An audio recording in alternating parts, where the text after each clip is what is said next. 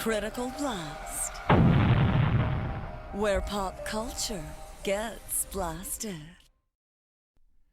Greta Gerwig's directorial rewrite of Louisa May Alcott's American classic is a sprawling mess of a period piece that meanders about, hopping backward and forward in time to finally get to its quiet and unsatisfactory conclusion.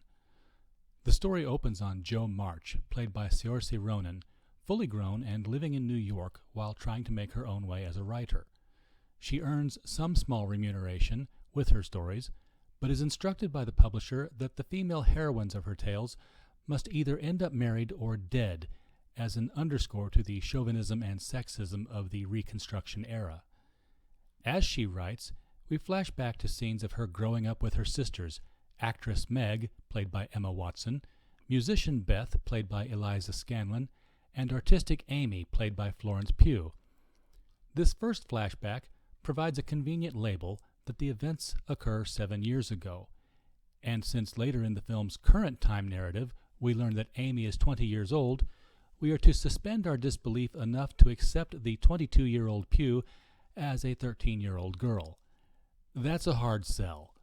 Granted, 7 years isn't exactly a geological epoch when it comes to things changing, but it's definitely a time of great changes for transforming young girls into grown women, a metamorphosis so striking it really merits a change of actresses between the periods.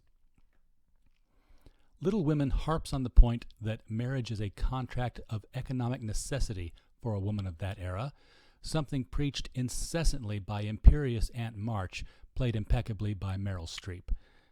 But Jo is not interested in marriage at all, and is desperate that Meg herself not marry when she accepts a proposal from the impecunious tutor to poor little rich boy Theodore Laurie Lawrence, played by Timothée Chalamet, who himself later weds youngest sister Amy after years of pursuing oldest sister Jo.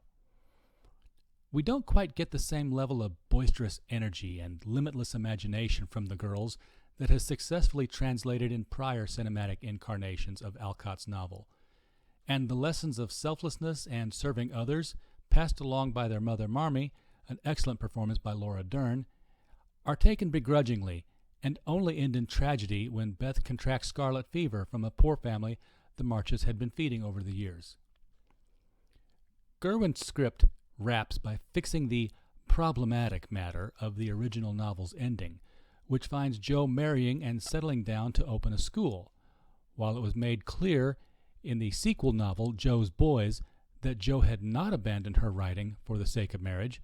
That fact has been lost on some critics who have lauded Gerwig by having Jo the writer remain unmarried while Jo the character in her book she is writing weds a professor. And since the title of Jo's book is Little Women, Jo has become the film's allegory for Alcott herself, who never married in real life. Overall, the lack of a linear story and Gerwig's so-called fixes to the book detract far too much from some very fine performances from Ronan, Dern, Chalamet, and of course Streep. One would be much better served by watching the 1949 version with Elizabeth Taylor and Margaret O'Brien.